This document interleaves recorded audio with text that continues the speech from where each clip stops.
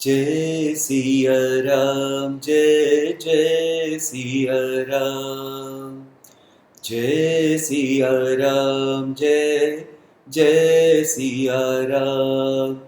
राम राम राम राम राम राम राम, राम राम राम राम राम राम राम, राम राम राम राम राम, राम राम राम।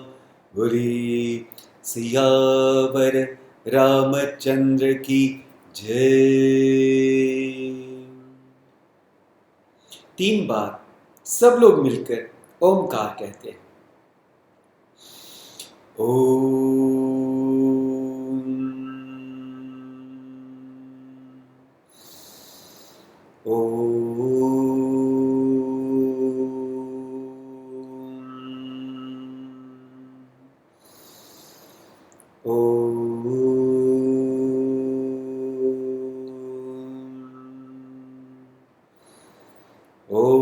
सहना भवतु सहनौ भुनक्तु सह वीर्यं करवावहै तेजस्विनावधीतमस्तु मा विद्विषावहै।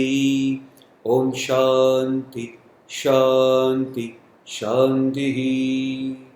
ओम श्री गणेशाय नमः। ओम श्री सरस्वत्यै नमः। ओम श्री गुरुभ्यो नमः। ओम समस्त जन कल्याणी निरतं करुणामयं नमामि चिन्मयं देवं सद्गुरुं ब्रह्म विद्वरम्। ओम सच्चिदानंद रूपाय विश्वोत्पत्त्यादिहेतवे तापत्रय विनाशाय श्रीकृष्णाय वयं नमः। ओम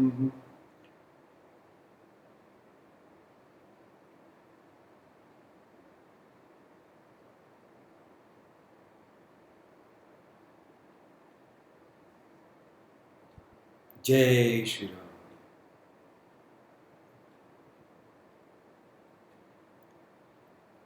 हम लोग सब राम जी की कथा का आनंद ले रहे। तो शुरुआत तो भगवान जी के श्लोक से ही होनी चाहिए।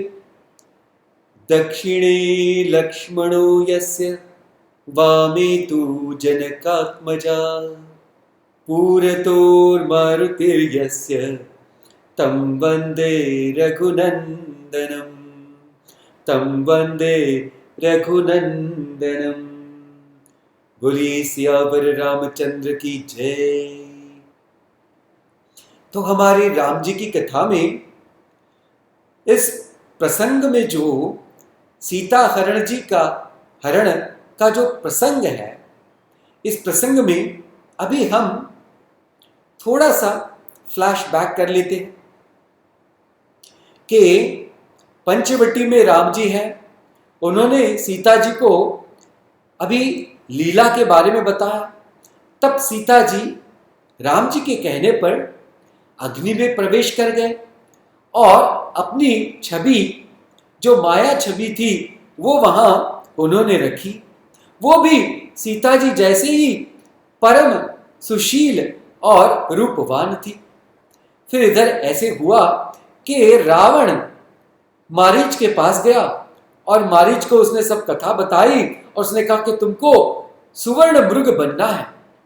तब मारीच ने देखा कि देखो रावण तो कोई बात मेरी सुनेगा नहीं।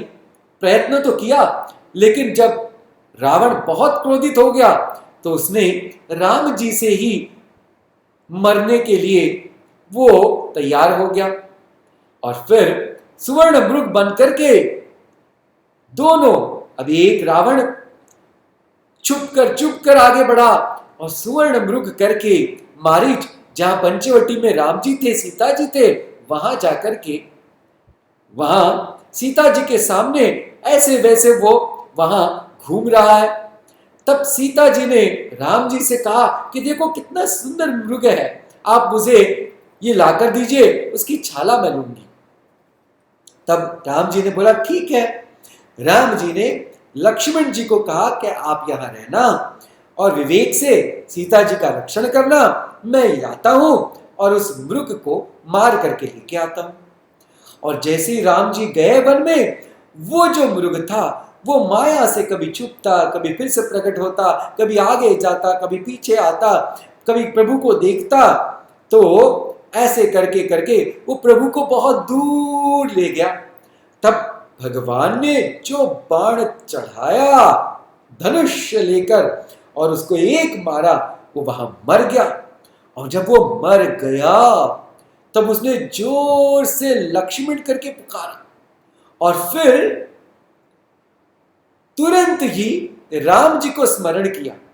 और जब उसका अंत समय आया तो उसने निज राक्षस देह को प्रकट किया और राम जी को स्मरण करके वो राक्षस देह का त्याग किया। तो यहां सुंदर ऐसे बताया कि भगवान ने जब यह देखा कि ये मेरे स्मरण करके इसने देह छोड़ा, तो उसको भी मुनि दुर्लभ ऐसी गति भगवान ने उसको दे दी। अभी यहां जब सीता जी ने वो आवाज सुनी, उनको लगा कि राम जी बड़े संकट में हैं। तो उन्होंने भ्राता लक्ष्मण जी से कहा कि आप जल्दी से जाइए और राम जी की मदद करिए। तब लक्ष्मण जी ने सीता जी से कहा कि ऐसे कैसे आप विचार कर सकती है कि जिनके भ्रुगुटी मात्र हिलने से ये सारे विश्व ब्रह्मांड का लय हो सकता है, जहां प्रलय हो सकता है, तो उनको सपने में भी कोई संकट नहीं आ सकता है। बट सीता जी भी तो बस लीला ही चल रही थी उनकी। तो उन्होंने बहुत कैसे वचन बोले, मर्म वचन सब सीता बोली। बहुत कड़वे मर्म ऐसे वचन लक्ष्मण जी को उन्होंने कहे। तो लक्ष्मण जी ने भी सोचा कि ये प्रभु की क्या लीला है, प्रेरणा है। तो वो सीता जी को वहां प्रणाम करके भगवान के पास गए। और अभी आज हम देखने वाले हैं कि अभी क्या होने वाला है। यह है अरण्यकांड दोहा नंबर 27 के बाद में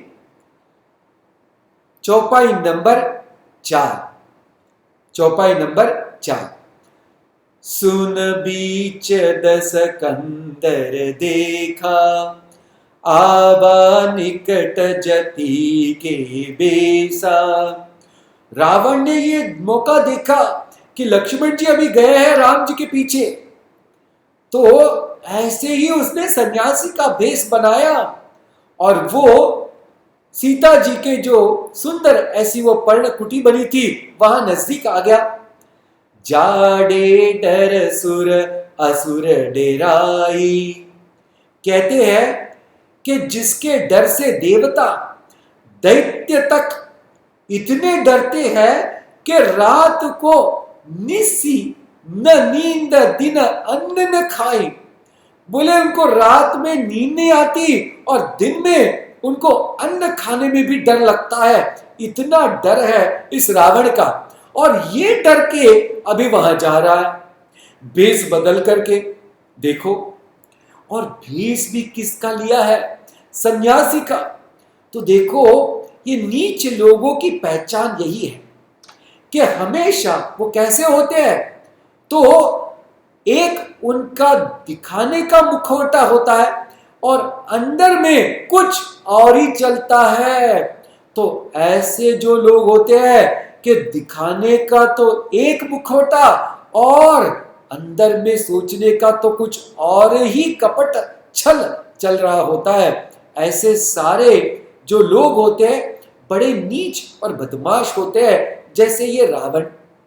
अभी देखो क्या होता है। सोदस शीस स्वान की नाई, इत उत चित चला बड़ी हाई। बोले ये कुत्ते के जैसा, जैसे कुत्ता इधर उधर ताकते हुए चलता है, ऐसे ये चोरी से अभी जा रहा है। इमि कुपंथ पग देत खगेसा, रन रहन तेज तन बुद्धि बल लेसा। बहुत सुंदर बात कही है।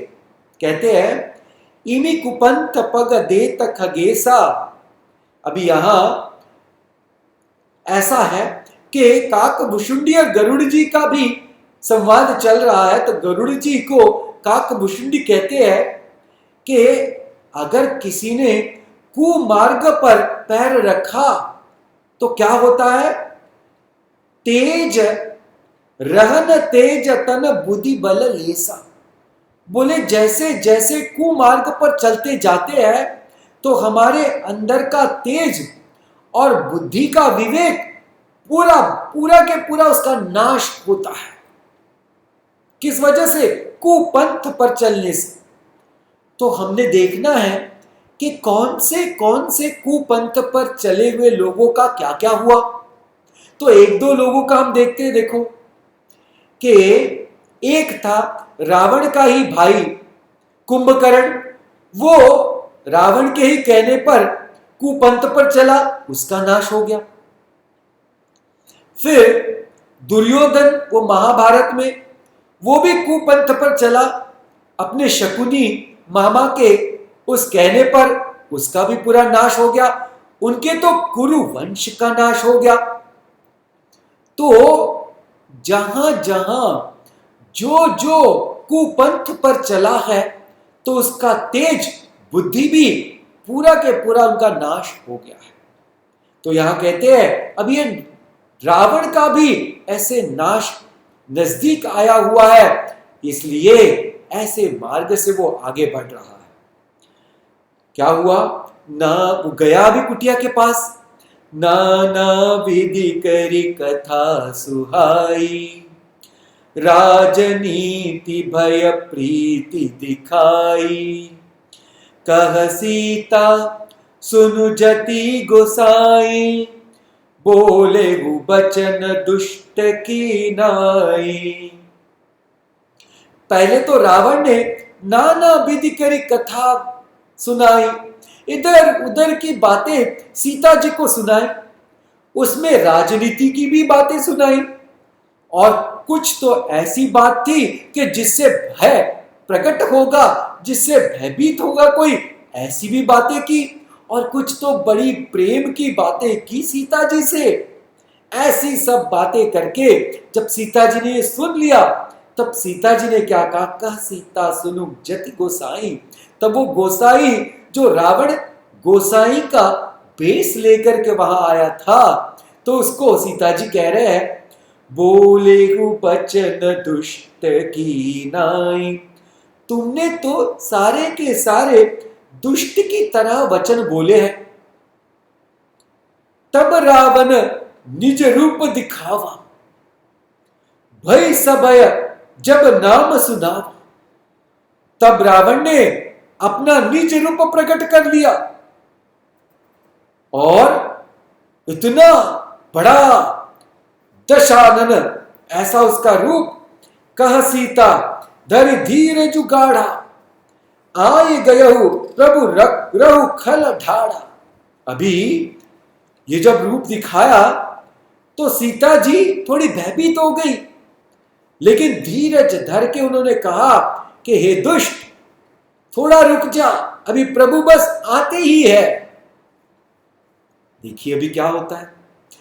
जिमि हरि बुधई क्षुद्र सचा, ए भय सिकाल बस निसी चरना। अभी सीता जी कहते हैं इस रावण को कि जैसे सिंह की स्त्री को तुच्छ खरगोश अगर चाहे, वैसे अरे ओ राक्षस राज, तू मेरी चाह कर रहा है, तू तो काल के वश हुआ, बस समझ ले। सुनत बचन दस सी सरिसाना। उसको तो बड़ा ही क्रोध आ गया ये वचन सुन करके। मन महु चरण बंदे सुख माना।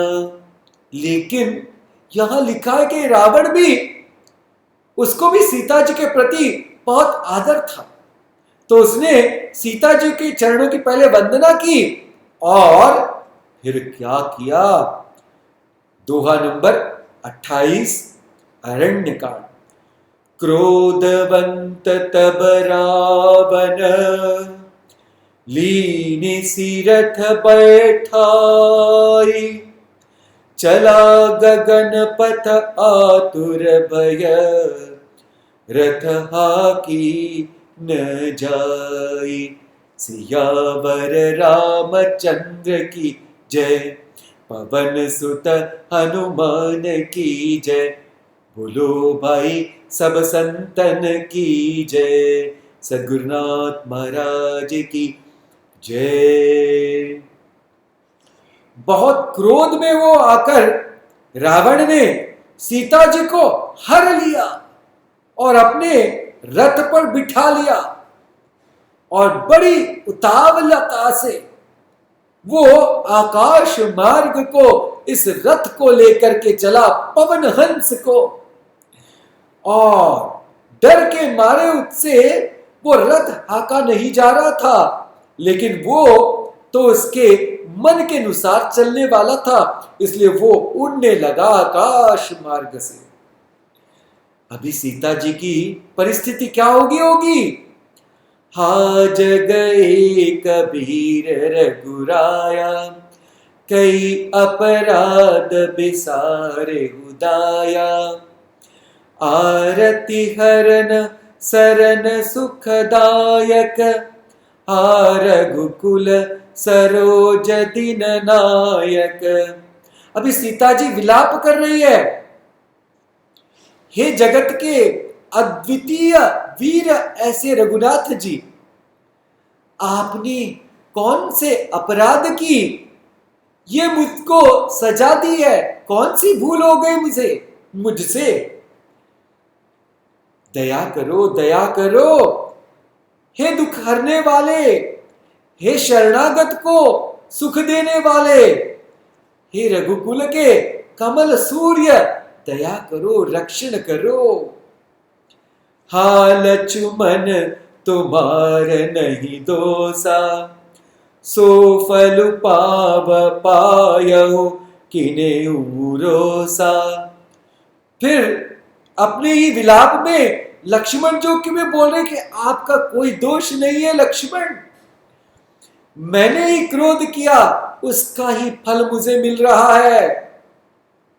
विविध विलाप करती बैदेही, भूरि कृपा प्रभु दूरी सनेही। ऐसे बहुत विलाप करते करते, प्रभु की कृपा को याद करते करते, अभी प्रभु का स्नेह और प्रभु की कृपा बहुत दूर रह गई, ऐसा उनके मन में विचार आ रहा है। विपत्ति मोरी को प्रभु ही सुनावा, अभी मेरी ये विपत्ति प्रभु को कौन सुनाएगा? ऐसा सीता जी का मन पूरी तरह से दुखी हो गया है। परोडास चहरा सब खावा, यज्ञ के अन्न को जो तुच्छ पशु होता है वो खाना चाहता है।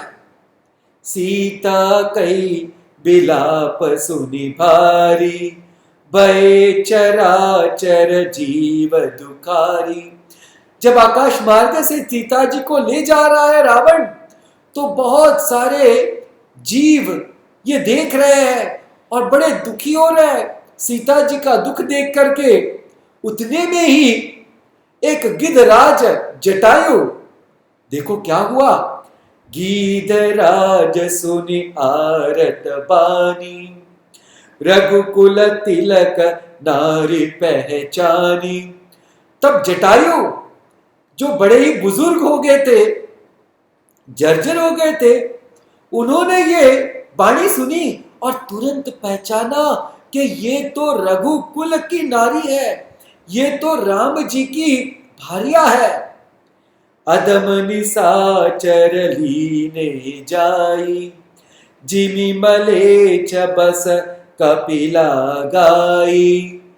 बोले ये जो राक्षस है, ये बुरी नजर से, ये बुरे विचार से सीता जी को लेकर के जा रहा है, जैसे कि कपिला गाय कोई म्लेच्छ यानी जो कसाई के जैसा होता है, अगर ऐसे व्यक्ति के हाथ में लग गई तो कैसा होगा, ऐसे वर्णन किया है। तुरंत जटायु पूरे शक्ति के साथ अभी कहते हैं, सीते पुत्री कर से जनि त्रासा, करहु जातु दान करनासा। जटायु ने बोला, हे सीते पुत्री, भय मत करो, मैं इस राक्षस का नाश जरूर करूंगा। धावा क्रोधवंत खग कैसे, छूटई पबि पर्वत कहूं जैसे। जोर से पक्षी राज अपने जोड़े बड़े बड़े पंख लेकर के बहुत जोर से और जल्दी से रावण के समक्ष आके वो खड़े हो गए हवा में। और कैसा है वो कि जैसे पर्वत अगर वज्र के जैसे टूट जाए और नीचे आए, वैसे ही जटायु का ये आना हुआ। रे रे दुष्ट ढाड़ की न होई, निर्भय चल से न जाने ही मोई। उन्होंने रावण को ललकारा कि दुष्ट, तू खड़ा क्यों नहीं होता, निडर होके चला है, रुक जा। आवक दे के कुतांत समाना, फिरी दस कंदर कर अनुमाना। रावण को लगा कि कोई यमराज के जैसा आ रहा है, तो उसने मुड़ के देखा और अनुमान लगाया कि मैं नाक की खगपति होई, मम बल जान सहित पति सोई। इतना बड़ा पक्षी देख करके उस रावण को लगा कि क्या मैनाक पर्वत उड़ के आया है, कि क्या पक्षियों के स्वामी गरुड़ जी आ गए हैं, जिनके पास विष्णु का बल है। जाना जरट जटायु एगा, तब उसने जब पास में आकर देखा, उसने जब जटायु पास में आ गए तो उसने देखा, तब पहचान लिया क्या है, जाना जरट जटायु एहा। बोले ये तो जर जर जटायु है, मम कर तीरथ छाड़ी देहा। ये तो अभी मेरे हाथों से कहा पूरी तरह से शरीर छोड़ने वाला है, तीर्थ में जाने वाला है। देखो रावण, उसने अभी तय कर लिया कि बस जटायु का अंत करना है। सुनत गीत क्रोधातुर धावा, कह सुनु रावण मोर सिखावा। तजी जानकी कुशल गृह जाहूं, नाहित अस होई बहुबाहु। यह सुनते ही गिद्ध क्रोध में भड़क करके वेग से दौड़ा और बोला, कह सुनु रावण मोर सिकावा। मैं आपको बताता हूं, वो सुनो। तज जानकी ही कुशल गृह जाऊं, आप जानकी जी को छोड़ दो और कुशल पूर्वक आप अपने घरे चले जाओ, नहीं तो बहुत भुजा वाले आपको मुझसे युद्ध करना पड़ेगा। राम रोष पावक अति घोरा। ये राम के बहुत सुंदर बात कही है, क्रोध रूपी अत्यंत भयानक अग्नि में तेरे सारे के सारे वंश का नाश हो जाएगा। होई सकल सलभ कुल तोरा, पूरे के पूरे कुल का नाश होने वाला है। उतरऊ न देत दसानन जोदा, तब ही गीत दावा करी क्रोधा। जब देखा कि रावण कोई उत्तर नहीं देखा, तो बहुत जोर से झपट मारी जटायु ने रावण पर। धरि कच बिरत कीन मही गीरा, सितहि राखी गिद पूनी फीरा। रावण को उसके बाल को पकड़ करके नीचे गिराया। चोचनी मारी बिदारे सीधे, दंड एक भय मूर्छाते। जब रावण गिरा तो जटायु ने अपने बड़े चोट से उसको बहुत घायल किया। कुछ समय के लिए तो रावण मूर्छित होकर गिर गया। तब सक्रोध निसीचर खिसी आना, काड़े सी परम कला कराल कृपाना। जब फिर से होश संभाला रावण ने, बड़ा ही क्रोध में आया और अपनी तलवार कटार निकाली। कांटे सी पंख पराख धर, और जटायु के पंख को काट दिया। जैसे ही पंख काटे गए, जटायु गिर गया। सुमिरी राम करी अद्भुत करनी।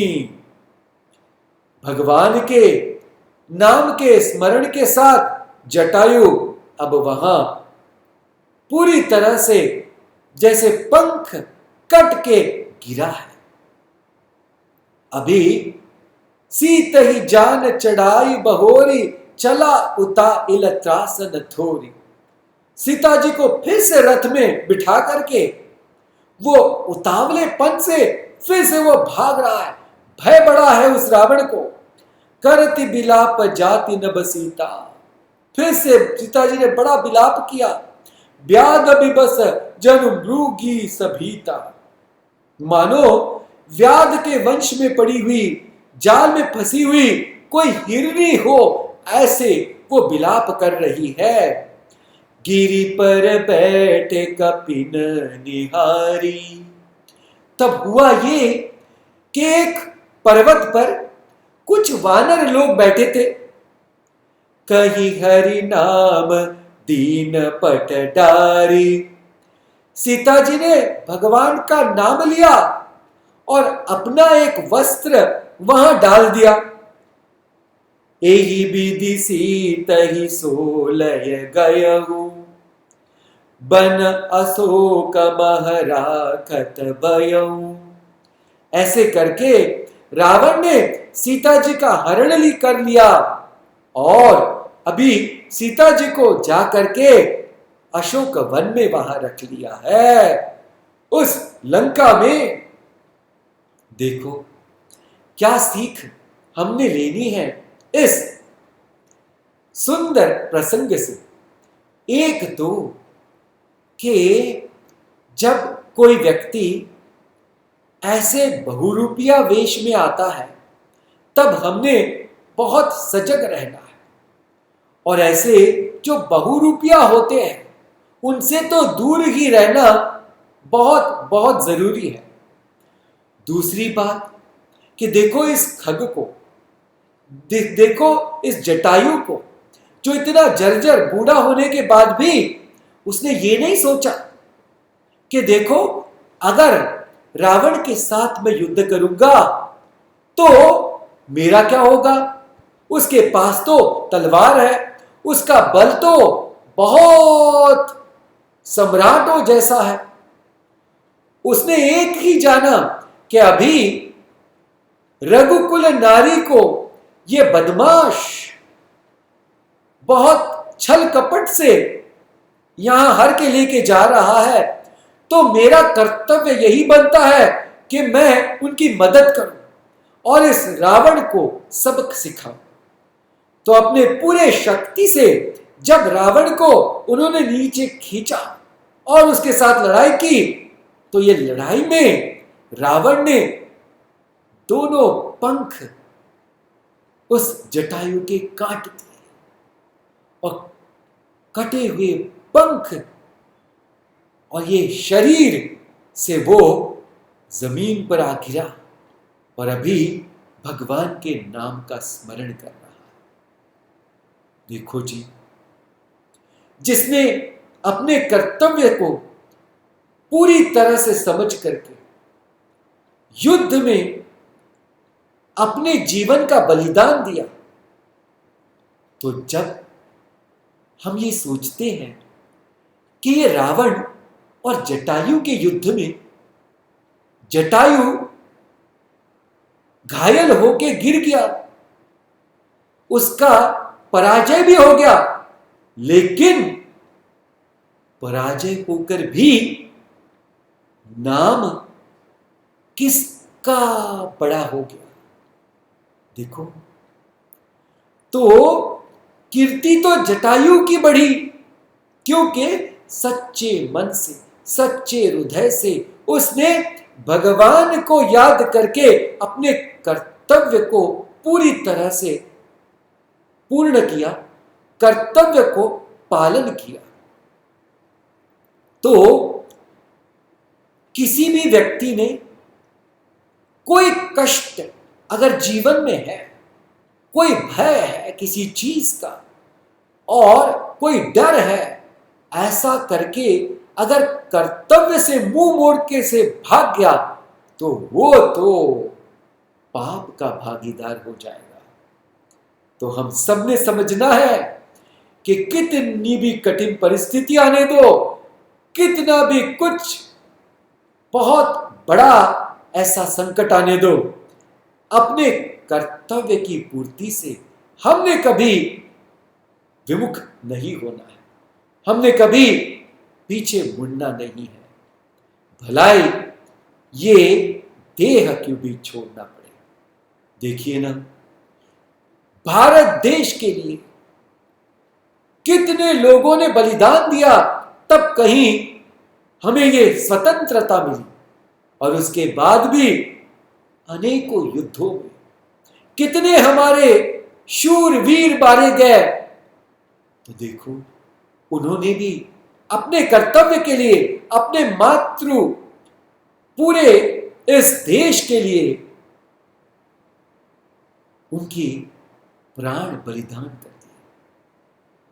हमने भी जीवन में ये बहुत बड़ी सीख लेनी है कि कर्तव्य को पूर्ण करना बहुत जरूरी है। कोई कठिन समय आए, संकट आए, तो कर्तव्य से भाग जाना ये अच्छी बात है नहीं। भगवान के नामस्मरण के साथ जटायु वहां है, आगे क्या होगा हम अपने अगले सत्संग में देखेंगे। भगवान का नामस्मरण करेंगे और आज के सत्संग की पूर्ण करते हैं, सत्संग को पूर्ण करेंगे। जय सिया राम, जय जय सिया राम, राम राम राम राम राम राम राम राम राम राम राम राम राम राम।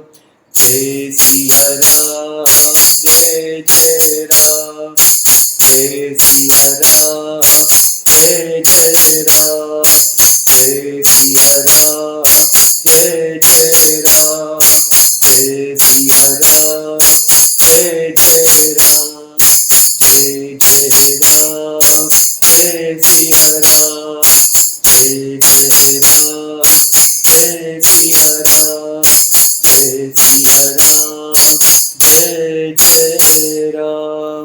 बोले सियावर रामचंद्र की जय, पवन सुत हनुमान की जय।